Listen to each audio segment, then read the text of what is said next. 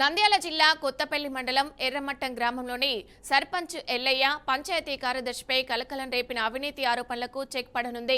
BRK news లో ప్రసారమైన అవినీతి సర్పంచ్ కథనానికి అధికార యంత్రాంగం దిగొచ్చింది. సర్పంచ్ పంచాయతీ కార్యదర్శిపై వచ్చిన ఆరోపణల నేపథ్యంలో ఎంపీడీఓ కార్యాలయంలో విచారణ ప్రారంభమైనట్లు అధికారులే స్వయంగా తెలిపారు. ఇక ఈ ఇన్వెస్టిగేషన్ లో వాటర్ మ్యాన్, గ్రీన్ అంబాసిడర్లకు జీతాలు నిజంగా చెల్లించబడుతున్నాయా అనే అంశంపై అధికారులు దృష్టి సారించారు. అలాగే చెక్కులపై ఓర్చర్ నెంబర్లు, తేదీలు లేకుండా డ్రా చేసిన వ్యవహారంపై కూడా అధికారులు పరిశీలన జరుపుతున్నారు. ఇంకా 2 సంవత్సరాల క్రితం కొనుగోలు చేసిన మోటార్ ఉన్నదా, లేక 20 సంవత్సరాల క్రితం తెచ్చిన పాత మోటార్ను చూపిస్తున్నారా అనే అనుమానాలపై కూడా విచారణ కొనసాగుతుంది. ఇక ఈ ఎంక్వైరీ ద్వారా సర్పంచి, పంచాయతీ కార్యదర్శిపై చర్యలు తీసుకుంటారా, లేక క్లీన్ చిట్ ఇస్తారా అన్న అంశంపై గ్రామ ప్రజలు ఉత్కంఠగా ఎదురు చూస్తున్నారు.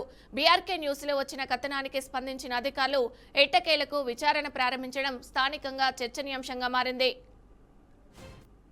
మాకు 26 నెలలు రావాలి సార్. అవి ఇవ్వలేదు. అప్పుడు పార్థసారథి సార్ వచ్చినాక ఆయన పెట్టలేదు. ముగ్గురన్న మొత్తం పెట్టేసిన అది అన్నాడు. ప్రసాద్ సార్ ఉన్నప్పుడు 1 సంవత్సరం జీతం తీసేసుకున్నారు సార్. ఆయన ఎట్లా డ్రా చేసుకున్నాడో తెలియదు సార్. మాకైతే పెట్టలేదు. ఏమంటే ప్రభుత్వం నుంచి నిధులు రాలేదన్నారు. వీళ్ళు లోపల తీసేసుకున్నారు సార్. ఎట్లా తీసుకున్నారో తెలియదు. మేము అడుగుతున్నాము, జీతాలు రావట్లేదు అంటారు. మళ్ళీ ఇప్పుడు పని మాకు ఏదైనా కానీ మాకు చెప్తేనే కదా సార్ చేసేది. మీరు పని ఎలా చేస్తున్నారు అది అంటారు. ఏదైనా కానీ మీరు ఉండి చేయించుకోవాలి. మనం పని చేయకుండా ఉండలేదు కదా. మనం ఆల్రెడీ చేస్తూ ఇక్కడ ఉన్నాం. మీరు ఏదైనా చెప్పినా కానీ మేము చేస్తాం. చేయకుండా కానీ మీరు వ్యాపారం చేస్తలేరు, అది చేస్తలేరు అని ఊరికనే చెప్తారు సార్. ప్రసాద్ ఉన్నప్పుడు జీతాలు మాకు అందలేదు సార్. సంవత్సరం 26 నెలలు అమౌంట్ రావాలా సార్, డ్రా చేసినారు.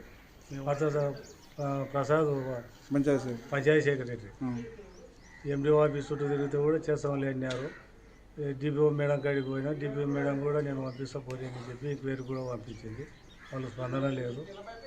డిప్యూటీ సీఎం పంచాయతీ శాఖ కూడా పంపించినాము, వాళ్ళు స్పందన లేదు. మళ్ళీ పైప్ లైన్ నేనే చేసుకున్నా. మొత్తం వాళ్ళ మెకానికల్ జీతాలను నువ్వే తీసుకుందుకు లేనియారు. అది కూడా లేదు సార్. ఇది జరిగిన మొత్తం మాకు దయచేసి మా జీతాలు మేము పేదవాళ్ళము, కష్టం చేసుకుంటే తినాలా, లేకపోతే లేదు. మా పరిస్థితి అది ఇసి మాల ఇదే సార్. దయచేసి మాకు రిపేర్ చేసి మా జీతాలు మాకు చెల్లించాలని కోరుతున్నాం సార్. ప్రసాద్ ఉన్నప్పుడు జీతాలు